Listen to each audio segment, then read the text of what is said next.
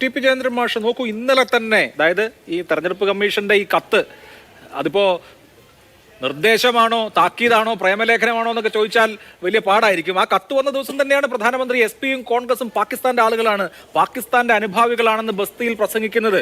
പാകിസ്ഥാന്റെ കയ്യിൽ ബോംബുണ്ട് എന്ന് പറഞ്ഞിട്ട് കോൺഗ്രസും എസ്.പിയും കൂടി ഞങ്ങൾ ഇന്ത്യയെ പേടിപ്പിക്കുകയാണ് എന്ന് പ്രസംഗിച്ചത്. അപ്പോൾ അങ്ങേയറ്റം വിഭജനാത്മകമായ പരാമർശങ്ങൾ ഉണ്ടാവുന്നു, അത് നിരന്തരം തുടരുന്നു. അതിന് സ്റ്റോപ്പ് ഇടേണ്ട തെരഞ്ഞെടുപ്പ് കമ്മീഷൻ അത് നോക്കി നിൽക്കുന്നു എന്ന് പറയുന്നത് ജനാധിപത്യത്തെക്കുറിച്ച് ആകെ ഉണ്ടാകേണ്ട ആശങ്കയല്ലേ? എന്തുകൊണ്ടാണ് സുപ്രീം കോടതി തെരഞ്ഞെടുപ്പ് കമ്മീഷന്റെ രൂപവൽക്കരണം സംബന്ധിച്ച ഒരു വിധി പുറപ്പെടുവിച്ചിട്ട് അത് മറികടക്കാൻ അത്യുത്സാഹം കാണിച്ചത്? എന്തുകൊണ്ടാണ് സുപ്രീം കോടതിയുടെ ഉത്തരവ് നിയമനിർമ്മാണത്തിലൂടെ മറികടന്നത് എന്ന ചോദ്യത്തിന്റെ ഉത്തരം നമ്മളിപ്പോ കണ്ടുകൊണ്ടിരിക്കുകയാണ്. ഇതിനൊക്കെ വേണ്ടിയിട്ടാണ്.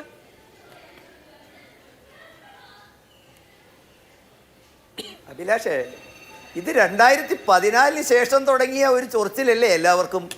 ഞാൻ ചോദിക്കട്ടെ, 2014 മുമ്പ് ഇലക്ഷൻ കമ്മീഷൻ എങ്ങനെയായിരുന്നു ഇന്ത്യയിൽ ഉണ്ടാക്കിയത്? ആരോട് ചോദിച്ചിട്ടായിരുന്നു? മാത്രമല്ല, ഇവിടെ ഇപ്പം എന്നെ അത്ഭുതപ്പെടുത്തുന്നത് ജനാധിപത്യത്തെക്കുറിച്ച്, ഭരണഘടനയെക്കുറിച്ച്, കോടതിയെക്കുറിച്ചൊക്കെ വാതോരാതെ സംസാരിക്കുമ്പോൾ അഭിലാഷേ, തെരഞ്ഞെടുപ്പേ വേണ്ടെന്ന് വെച്ചവരുണ്ടായിരുന്നു ഇന്ത്യ രാജ്യത്ത്. അലഹബാദ് ഹൈക്കോടതി വിധി സ്വന്തം സ്ഥാനത്തിൻ്റെ സ്വന്തം കസേര കിളക്കം തട്ടിയപ്പോൾ കോടതി വിധി എനിക്ക് പുല്ലാണെന്ന് പറഞ്ഞവരുണ്ടായിരുന്നു ഇവിടെ. അത് കഴിഞ്ഞ് ഈ രാജ്യത്തെ പ്രതിപക്ഷത്തെ ചോദ്യം ചെയ്യാതെ ജയിലിലടയ്ക്കുകയും ഈ രാജ്യത്ത് പത്രമാധ്യമങ്ങൾ മുഴുവൻ പിടിച്ചു കെട്ടുകയും ചെയ്തായിരുന്നു. അന്നൊന്നും ഇന്ന് ഈ പറയുന്ന ആളുകളൊക്കെ അന്ന് എവിടെയായിരുന്നു നിന്നത് എന്നൊക്കെ നമുക്ക് കൃത്യമായ ബോധ്യമുണ്ടല്ലോ.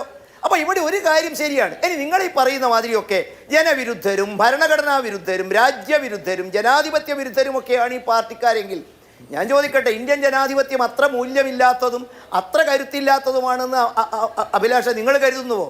നോക്കൂ, ഇന്ദിരാഗാന്ധിയുടെ അടിയന്തരാവസ്ഥ പ്രഖ്യാപിച്ച് കിരീടവും ചെങ്കോലും അധികാരവും പോലീസും പട്ടാളവും എല്ലാം കൈപ്പിടിയിലാക്കി, പ്രതിപക്ഷത്തെ മുഴുവൻ ജയിലിലടച്ചു, പത്രമാധ്യമങ്ങളെ മുഴുവൻ കെട്ടി പിടിച്ചടക്കി, ഒരു കോടതിയും ധരിച്ചതിലും പറഞ്ഞു തെരഞ്ഞെടുപ്പെ പ്രഖ്യാപിക്കില്ലെന്ന് പറഞ്ഞു. ആ സർക്കാർ ജനവിരുദ്ധമാണ് എന്ന് ബോധ്യപ്പെടുത്തി തെരഞ്ഞെടുത്തത് ഇന്ത്യയിലെ പ്രതിപക്ഷമായിരുന്നില്ല അഭിലാഷ തിരുത്തിയത്, ഇന്ത്യയിലെ പത്രമാധ്യമങ്ങളായിരുന്നില്ല, ചാനലുകളായിരുന്നില്ല, മറിച്ച് ഇന്ത്യ രാജ്യത്തെ ജനതയാണ് അത് തെരഞ്ഞെടുപ്പിനെ തിരുത്തിയത്. ഇപ്പം ചിലർക്കാകെയുള്ള സങ്കടം എന്താ? അതിൻ്റെ പെർസെൻറ്റേജ് പറയാൻ അല്പം കൊടുത്തു. അഭിലാഷെ, കേരളത്തിലെ മുഖ്യമന്ത്രി കേരളത്തിലെ ഖജനാവിലെ പൈസ എടുത്തൊരു വലിയ യാത്ര നടത്തിയിരുന്നു. വിവരാവകാശ പ്രകാരം അതിൽ കണക്ക് കിട്ടിയിട്ടുണ്ടോ നമുക്ക്? കേരളത്തിലെ മുഖ്യമന്ത്രി, നിങ്ങളുടെയും എൻ്റെയും മുഖ്യമന്ത്രി ഒളിച്ചു പോകുന്ന മാതിരി ഇവിടുന്ന് പോയിരുന്നു അഭിലാഷെ. ആരോട് പറഞ്ഞിട്ടായിരുന്നു പോയത്? ഇത് ജനാധിപത്യമാണോ? ഇത് അപഹസിക്കലായിരുന്നു? ഞാനിതിന് മറുചോദ്യം ഉന്നയിക്കുകയല്ല. പകരം നമുക്ക് ഈ തുടങ്ങിയത് എപ്പോഴാ? 2014 ശേഷം ഇവിടെ ഭരണഘടനയില്ല, ഇവിടെ ജനാധിപത്യമില്ല, ഇവിടെ മതേതരത്വം ഞാൻ ചോദിക്കട്ടെ, മണിശങ്കർ അയ്യർ പറഞ്ഞതിനോട് നിങ്ങൾ യോജിക്കുന്നുവോ?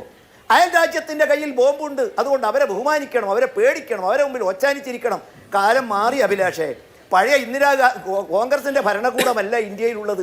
അപ്പുറത്തുനിന്ന് പൊട്ടുമ്പോൾ ഇപ്പുറത്ത് പേടിച്ചോടി കാശ്മീരിൻ്റെയും മറ്റു ഭീകരവാദികൾ നടക്കുമ്പോൾ അവരുടെ മുമ്പ് പോയി കെഞ്ചി നിൽക്കുന്ന ഭരണകൂടമൊന്നുമല്ല. മണിശങ്കർ അയ്യർ എന്താണ് പറഞ്ഞത് എന്ന് പുള്ളിയുടെ തന്നെ ഓഡിയോയിൽ കേൾക്കാം, അദ്ദേഹത്തിന്റെ വിശദീകരണവും ഉണ്ട്. അപ്പോൾ അക്കാര്യത്തിലൊരു തീരുമാനത്തിലെത്താം. എന്താണ് മണിശങ്കർ അയ്യർ പറഞ്ഞതെന്ന് മണിശങ്കർ അയ്യർ ഒറിജിനലായിട്ട് കൊടുത്ത ഇന്റർവ്യൂ തന്നെ ലഭ്യമായിട്ടുള്ളൂ. ഇവിടെ താങ്കൾ പറഞ്ഞൊരു വളരെ പ്രധാനപ്പെട്ട ഒരു ചരിത്രം, ഇപ്പോൾ അലഹാബാദ് ഹൈക്കോടതിയുടെ വിധി അല്ല ഞാൻ മണിശങ്കർ അയ്യറിലേക്കല്ല അഭിലാഷ് അങ്ങനെ വെള്ളം പൂശണ്ട. ഞാൻ വെള്ളം പൂശുന്നൊന്നുമില്ല, അതൊക്കെ ജനങ്ങൾ തീരുമാനിക്കട്ടെ, കേൾക്കട്ടെ എന്ന് ഞാൻ പറഞ്ഞുള്ളൂ. അല്ല, ഇതേ മണിശങ്കർ അയ്യർ പാകിസ്ഥാന് പോയിട്ട് നരേന്ദ്രമോദിയെ മാറ്റാൻ സഹായിക്കാവശ്യപ്പെട്ടിരുന്ന മണിശങ്കർ അയ്യർ പറഞ്ഞ കാര്യങ്ങളൊക്കെ പബ്ലിക് ഫോറത്തിൽ അവൈലബിൾ ആണല്ലോ. അത് കേൾക്കുന്ന ജനങ്ങൾ വിലയിരുത്തട്ടെ എന്ന് മാത്രമേ ഞാൻ പറഞ്ഞുള്ളൂ. എന്റെ ചോദ്യം പക്ഷേ അതല്ല, എന്റെ ചോദ്യം അതല്ല സുജേന്ദ്ര മാഷ്. ഞാൻ അങ്ങ് തന്നെ ഇവിടെ ശരിയായി ഉദ്ധരിച്ച അലഹാബാദ് ഹൈക്കോടതിയുടെ വിധി ഉണ്ടല്ലോ. എന്തായിരുന്നു ആ വിധി?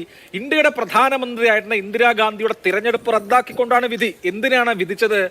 സർക്കാർ സംവിധാനങ്ങളെ തെരഞ്ഞെടുപ്പിൽ ദുരുപയോഗിച്ചു എന്ന് കോടതി കണ്ടെത്തി ഇന്ത്യൻ പ്രധാനമന്ത്രിയുടെ തിരഞ്ഞെടുപ്പ് റദ്ദാക്കാൻ കഴിയുന്ന അത്രയും വലിയ ആർജവമോ അതല്ലെങ്കിൽ നിശ്ചയദാർഢ്യമോ ഉണ്ടായിരുന്ന ഭരണഘടനാ സ്ഥാപനങ്ങൾ ഈ രാജ്യത്തുണ്ടായിരുന്നു. അതേ ആർജവമോ അതേ നട്ടല്ലോ ഇന്ന് ഇന്ത്യയിലെ ഭരണഘടനാ സംവിധാനങ്ങൾക്കും സ്ഥാപനങ്ങൾക്കും ഉണ്ടോ എന്നുള്ളതാണ് ഇവിടുത്തെ മൗലികമായ ചോദ്യം. ഒരു തെരഞ്ഞെടുപ്പ് കുറ്റം ചൂണ്ടിക്കാണിച്ച് ഒരു തെരഞ്ഞെടുപ്പ് കുറ്റത്തിന്റെ പേരിൽ ഇന്ത്യൻ പ്രധാനമന്ത്രിയുടെ ഇലക്ഷൻ റദ്ദാക്കിയ നാട്ടിൽ ഇപ്പൊ നടക്കുന്നത് എന്താണ്? ഇപ്പോ ആർജവം ഇന്ത്യയിലെ ഭരണഘടനാ സ്ഥാപനങ്ങൾക്കുണ്ടോ ഇല്ലയോ? ആ വിഷയമാണ് നമ്മൾ ഇന്ന് ചർച്ച ചെയ്തുകൊണ്ടിരിക്കുന്നത്. ആ ചോദ്യത്തിന് ഉത്തരമാണ് അഭിലാഷേ. അത് കണ്ടെത്തിയത് ഇലക്ഷൻ കമ്മീഷൻ അല്ലേ, ഈ രാജ്യത്തെ നിയമ സംവിധാനമാണ്. അങ്ങനെ ഇലക്ഷൻ ഇന്ത്യയിൽ ഏതെങ്കിലും സ്ഥാപനം ഒരു കണ്ടെത്തൽ നടത്തിയോ? അഭിലാഷ് അല്ലല്ലോ വിധികർത്താവും, അഭിലാഷ് അല്ലല്ലോ ഇതിന് ആത്യന്തികമായിട്ട് ഈ കാര്യങ്ങളെ കുറിച്ച് ഞാൻ ഇന്ന് ഏതെങ്കിലും ഭരണഘടനാ സ്ഥാപനത്തിന് ജുഡീഷ്യറി അടക്കമുള്ള ഏതെങ്കിലും ഭരണഘടനാ സ്ഥാപനങ്ങൾക്ക് ഇന്ന് അതിന് പറ്റുമോ ഇല്ലയോ, പറ്റില്ല എന്ന് ഇത് കണ്ടുകൊണ്ടിരിക്കുന്ന 100% പേരും അഭിപ്രായപ്പെടില്ലേ? ജയേന്ദ്ര മാഷ് വിചാരിക്കുന്നുണ്ടോ നരേന്ദ്രമോദി ഏപ്രിൽ 21 മുതൽ നടത്തിയിട്ടുള്ള ഏതെങ്കിലും പ്രസംഗങ്ങളുടെ പേരിൽ എന്തെങ്കിലും ബുദ്ധിമുട്ട് നിയമപരമായോ രാഷ്ട്രീയമായോ നരേന്ദ്രമോദിക്ക് നേരിടേണ്ടി വരുമെന്ന് ഏതെങ്കിലും ഒരു കോടതിയിൽ ഇല്ല എന്നാണ് ഞാൻ വിശ്വസിക്കുന്നത്. അല്ല, നരേന്ദ്രമോദി തെറ്റ് ചെയ്തിട്ടില്ലെങ്കിൽ അഭിലാഷ് മാതൃഭൂമി ചാനലല്ല ഏതൊരു ചാനലിൽ വിചാരിച്ച് അത് ശിക്ഷിക്കാൻ കഴിയില്ല. ഇന്ദിരാഗാന്ധിക്കെതിരായിട്ട് പിന്നീട് ജനവിധി എഴുതിയ ഇന്ത്യൻ ജനാധിപത്യത്തിന്റെ കരുത്ത് വെച്ച് ഞാൻ പറയുന്നു, ഇന്ത്യൻ ജനാധിപത്യം ഇതൊക്കെ ബോധ്യപ്പെടാനും മനസ്സിലാക്കാനും കരുത്തുള്ള ശക്തി തന്നെയാണ് ലോകത്തിലെ ഏറ്റവും വലിയ ജനാധിപത്യ രാജ്യം. ഇനി വിദ്വേഷ പ്രസംഗമാണെങ്കിൽ വിദ്വേഷ പ്രസംഗം മാതൃഭൂമിയും മനോരമയും അല്ല രാഹുൽ ഗാന്ധിയെ ശിക്ഷിച്ചത്, രാഹുൽ ഗാന്ധിയെ കുറ്റാരോപിതനാക്കിയത്, രാഹുൽ ഗാന്ധി മാപ്പ് പറയേണ്ടി വന്നത് ഈ കേരളത്തിലെയോ ഇന്ത്യയിലെയോ ഒരു ചാനൽ ചർച്ചയുടെ അടിസ്ഥാനത്തിലായിരുന്നില്ല, ഒരു ചാനലുമായിരുന്നില്ല. വളരെ കൃത്യമായിട്ട് അതിൻ്റെ തെളിവുകളുമായിട്ട് കോടതിയിൽ ബോധ്യപ്പെടുത്തിയ അടിസ്ഥാനത്തിലാണ്. അതുകൊണ്ട് ആരാണ് വിദ്വേഷ പ്രസംഗം, ആർക്കാണ് കോടതിയുടെ ബഹുമാനം, ആർക്കാണ് ജനാധിപത്യം, ഇതൊക്കെ ഇന്ത്യയിലെ ജനങ്ങൾക്ക് മനസ്സിലാകും. ആ ജനത ഒരു തീരുമാനമെടുക്കാനുള്ള കരുത്ത് അവർക്കുണ്ട്.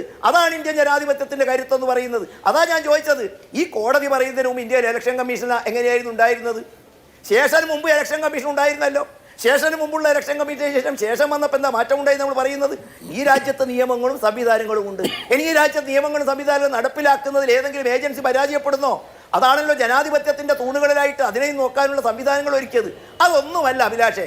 ജനകീയ കോടതിയിൽ പരാജയപ്പെടുമ്പോൾ, ജനങ്ങൾക്ക് മുമ്പിൽ അസ്തിത്വം നഷ്ടപ്പെടുമ്പോൾ, ജനങ്ങളുടെ മുമ്പിൽ പിടിച്ചു നിൽക്കാൻ കഴിയുമ്പോൾ, ഇത് 2014 ശേഷം മാത്രം തുടങ്ങിയ ഒരു സൂക്കേടാണ്. ഇത് ഈ തെരഞ്ഞെടുപ്പ് കഴിയുന്നതോടു കൂടിയിട്ട് ഈ വാക്കുകൾ ഇനി മറ്റൊരു തലത്തിലേക്ക് പോകേണ്ടി വരും. നാളെ പാകിസ്ഥാന് മുമ്പ് പോയിട്ട് നരേന്ദ്രമോദിയെ പുറത്താക്കാൻ യുദ്ധം ചെയ്യണമെന്ന് പറയുന്ന ആളുകളുണ്ടാകും. അവരുടെ പണ്ട് ഭയന്ന് നരേന്ദ്രമോദി മാറണമെന്ന് പറയുന്നവരുണ്ടാകും. നരേന്ദ്രമോദി പാസ്സാക്കുന്ന നിയമങ്ങളെക്കുറിച്ച് ഒന്നുകൂടി അഭിലാഷം ഞാൻ പറയും. നരേന്ദ്രമോദി പാസ്സാക്കിയ എത്ര നിയമങ്ങളെക്കുറിച്ച് നമ്മൾ ഈ ഫ്ലോറിൽ ചർച്ച ചെയ്തു. അവസാനം അത് പരമോന്നത നീതിപീഠത്തിൽ എത്തിയപ്പോൾ എന്താണ് ഉണ്ടായത്? അതുകൊണ്ട് അങ്ങനെ വിശ്വസിക്കാനുമുള്ള സ്വാതന്ത്ര്യത്തെ അംഗീകരിക്കലാണ് ജനാധിപത്യം. അഭിലാഷിനും നമ്മുടെ ചാമക്കാലയ്ക്കും അനിൽകുമാറിനും ഇങ്ങനെ വിശ്വസിക്കാം. മതത്തെക്കുറിച്ചും ജനാധിപത്യത്തെക്കുറിച്ചും കുറ്റപ്പെടുത്താം. സ്വന്തം ജീവിതത്തിൽ മതത്തെക്കുറിച്ചും ജനാധിപത്യത്തെക്കുറിച്ചും കുറ്റപ്പെടുത്തുന്നവർ സ്വന്തം ജീവിതത്തിൽ അതൊക്കെ പാലിക്കുകയും ചെയ്യുന്നതും ജനാധിപത്യത്തെക്കുറിച്ച് പറയുന്നത് സ്വന്തം പാർട്ടിയിലും സ്വന്തം ഭരണകൂടത്തിലും സ്വന്തം ആസ്തിക്കുള്ളിലും അതിനൊക്കെ ചെയ്യുന്നത് നമ്മൾ കാണും. ഇനി അദ്ദേഹത്തെക്കുറിച്ച് ഒരാൾ ജനാധിപത്യത്തെക്കുറിച്ച് പറഞ്ഞു. മേയർ അമ്മയുടെ കേസ് വന്നപ്പോൾ കേരളത്തിലെ കോടതി തടഞ്ഞ മേയറെ അല്ല, ഒരുപക്ഷെ അതോർത്തിട്ടാവാം ഇതുമായിട്ടായാലും താരതമ്യം ചെയ്യുന്നത്. അത് അവരുടെ കാഴ്ചയുടെ വിഷയമാണ്, കന്നഡയുടെ വിഷയമാണ് എന്ന് മാത്രമേ എനിക്ക് സൂചിപ്പിക്കൂ. അതിനപ്പുറം എന്തെങ്കിലും ഉണ്ടെങ്കിൽ അതിനെ പരിഹരിക്കാനുള്ള സംവിധാനമുണ്ട്.